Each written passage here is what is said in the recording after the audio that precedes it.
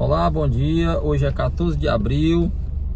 Eu sou Elias Oliveira. Estou aqui passando para deixar mais uma parte do texto sagrado para nós meditarmos na palavra do Senhor. O texto que eu quero ler é o Evangelho de João, no capítulo 1. E eu quero ler o versículo 11 e o 12 e também o 13. Ele diz assim: veio para o que era seu, mas os seus não o receberam. Mas a todos quantos o receberam, deu-lhes o poder de serem feitos filhos de Deus, a saber, os que creem no seu nome, os quais não nasceram do sangue, nem da vontade da carne, nem da vontade do homem, mas da vontade de Deus. Amém? A palavra do Senhor está dizendo que Jesus, ele veio para o que era seu. Ele veio para os judeus, né? Jesus, ele deixa isso muito bem claro nos seus pronunciamentos ali, que ele veio com uma missão. Ele veio para os seus, né? Para os judeus. Quando aquela mulher que não é judia, a mulher Ciro-fenícia, ela procura Jesus, e Jesus responde ali para ela, né? Que ele veio para as ovelhas da casa de Israel. Jesus sabia da sua missão, ele sabia para que ele veio. Então ele veio realmente como Messias prometido à casa de Israel. E nós aqui do Brasil, né? Nós não somos judeus. Pode até alguém ter descendência de judeus, né? Não sei. Os judeus estiveram por aqui, né? Estiveram por aqui na região do Nordeste, principalmente. Quem sabe até eu sou judeu, não sei, né? Pelo menos uma parte, né? Por parte de um lado ou de outro, né?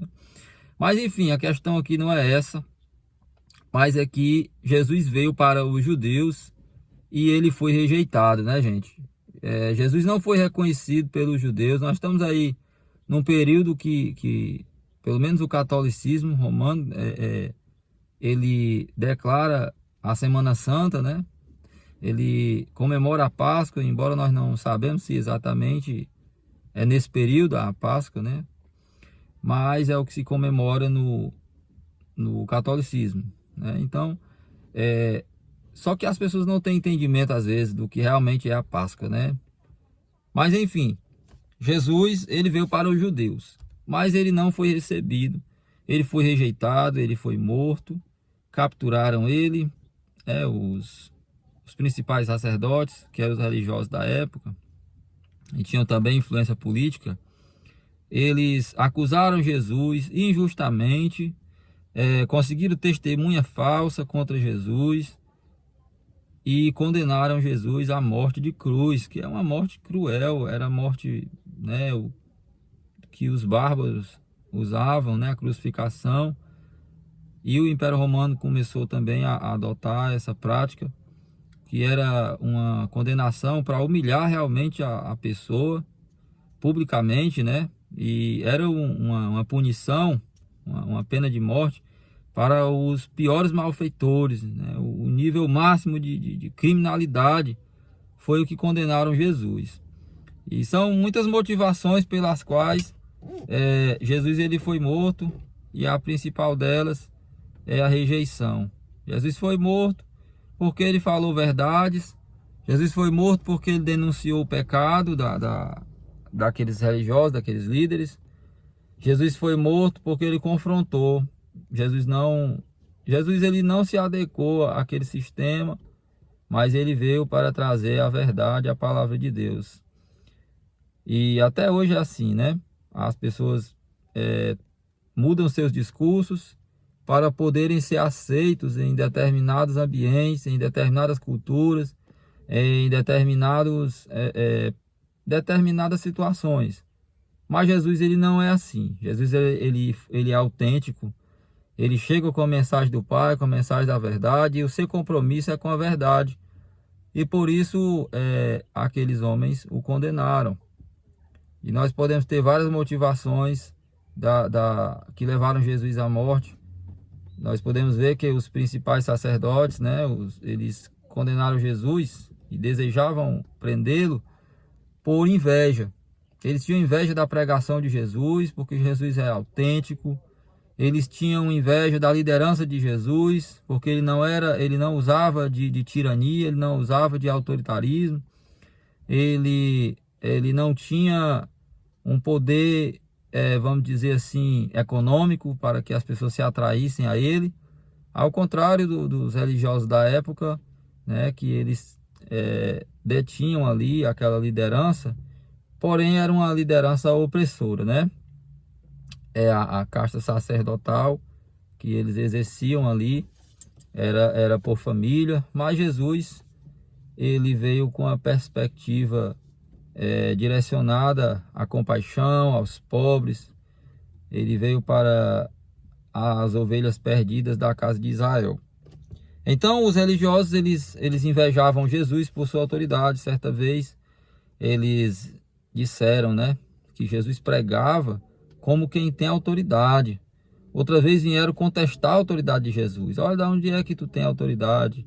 Jesus diz que recebeu do Pai a autoridade, né? Então eles eram incomodados com essa postura de Jesus, porque Jesus não se envolveu no meio da classe maior, né? Quem sabe em um mundo como hoje, nós poderíamos comparar, Jesus não se envolveria no meio dos movimentos políticos, né? O Cristo que ele veio à humanidade, ele não foi procurar esses meios mais acessíveis à propagação do seu evangelho, mas Jesus procurou os mais pobres. Jesus procurou aqueles perdidos mesmo, né? Pessoas doentes, e certa vez indagaram por que Jesus ele comia com pecadores, e em Lucas capítulo 5, Jesus disse, eu não vim para os sãos, porque os sãos não precisam de médico, mas eu vim para os doentes. Então era esse tipo de pessoas que Jesus estava relacionado, Jesus estava envolvido. Ele realmente estava, ele não estava preocupado com o sistema da época. Ele tem a sua própria característica, a sua própria autenticidade, e isso incomoda muita gente, né? Se você hoje for um seguidor de Jesus, você precisa realmente ser autêntico. Você precisa ser um discípulo de Jesus em todas as áreas, em todas as situações, né? Você não pode negociar princípios. Essa é a ética do Evangelho de Jesus. Ele disse, aquele que quiser vir após mim, negue a si mesmo, tome a sua cruz e siga-me. Então, se você é realmente um seguidor de Jesus, você não lembra dele só na Semana Santa. Mas se você é um seguidor de Jesus, você vai estar disposto a receber rejeição. Todo discípulo de Jesus é rejeitado pela sociedade, né? De alguma forma você vai ser rejeitado, porque se você pregar a verdade, você vai incomodar quem vive na mentira, né? E foi isso que Jesus fez. Uma outra questão que as pessoas também pegam aí o Judas, né? Na período da Semana Santa, fazem um boneco e queimam aquele boneco, porque Judas entregou Jesus. Mas a motivação de Judas ter entregado Jesus são muitas, né? A gente pode falar de muitas delas. Mas o Judas, ele também, nós podemos facilmente nos identificarmos com ele, porque Judas foi confrontado. No momento que Jesus está na casa de Maria, né? Ali, e ela vai derramar sobre o Senhor Jesus, ungindo ele, né? E Judas vai expressar uma revolta, uma certa ira. Ele diz, olha, isso é um absurdo, isso aí é muito dinheiro, poderia ser vendido, né, por 300 denários, um ano de trabalho, e poderia ser dado aos pobres. Mas na verdade, Judas estava preocupado, não era com os pobres, né? Judas estava preocupado com o dinheiro, que ele era ladrão, ele era acostumado a meter a mão ali nas ofertas, ele era tesoureiro. E João está dizendo isso no capítulo 12.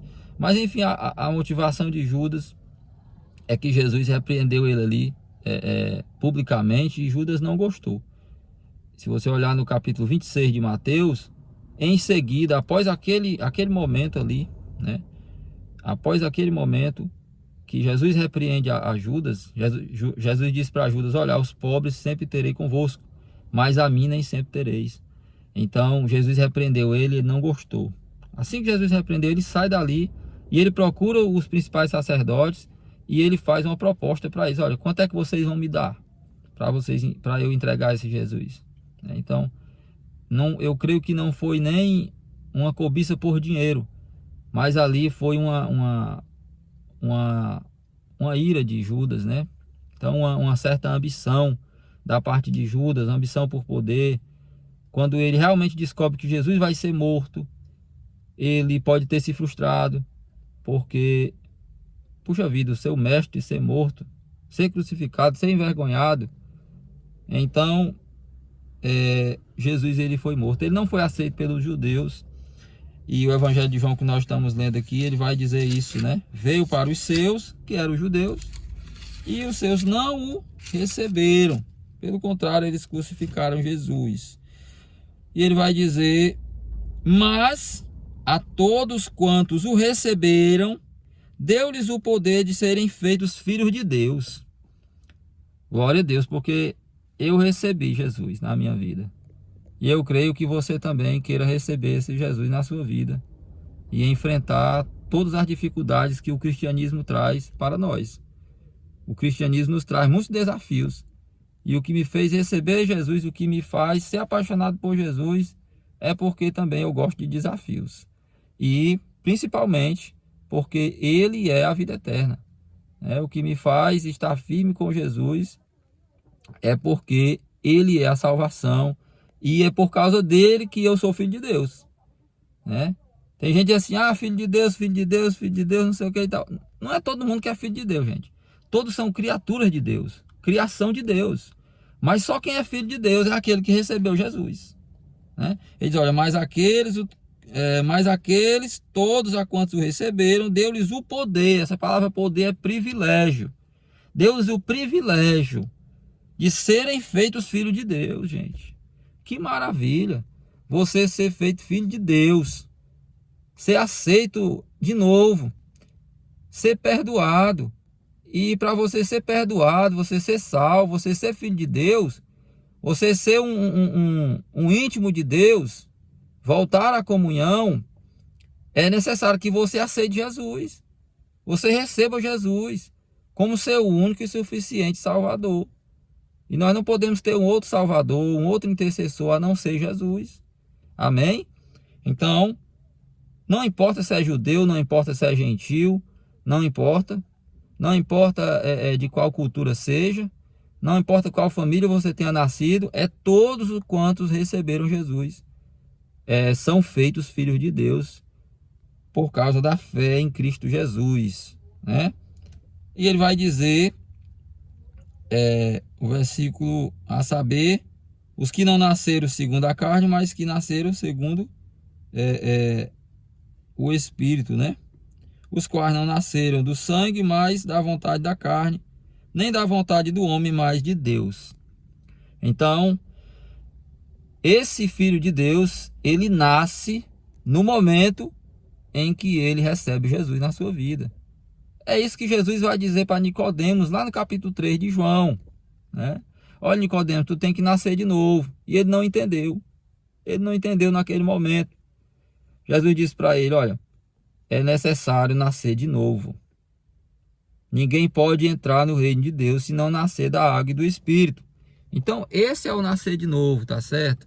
Esse é o nosso maior privilégio, é ser filho de Deus. E você só pode ser filho de Deus se você aceitar Jesus, tá certo? Esse que foi morto pelos judeus, ele foi rejeitado, ele não foi aceito, mas você pode aceitar Jesus. Os judeus rejeitaram, crucificaram. Nós também, né, por causa do nosso pecado, crucificamos a Jesus. Não são só os judeus que são culpados da morte de Jesus, mas nós também, porque Jesus morreu por nós. Lá em 1 Coríntios capítulo 15, Paulo vai dizer que Cristo morreu pelos nossos pecados, segundo as Escrituras, e que ressuscitou ao terceiro dia, segundo as Escrituras. Então, esse pelos nossos pecados significa dizer que a causa da morte de Jesus foi o nosso pecado, né? Então é necessário para você aceitar Jesus arrependimento. Arrependimento porque foi os seus pecados, nossos pecados, que fizeram Jesus ser morto naquela cruz, para que nós tenhamos direito à salvação, tenhamos direito ao perdão, tenhamos direito à conciliação e ser realmente filho de Deus, tá bom? Então, que você receba Jesus, que esse momento que é lembrar da Páscoa, você venha realmente, não somente lembrar, mas entregar a sua vida para Jesus e se tornar um filho de Deus. Porque se não fizer isso, você é apenas criatura de Deus, tá bom? Que Deus abençoe em Cristo Jesus.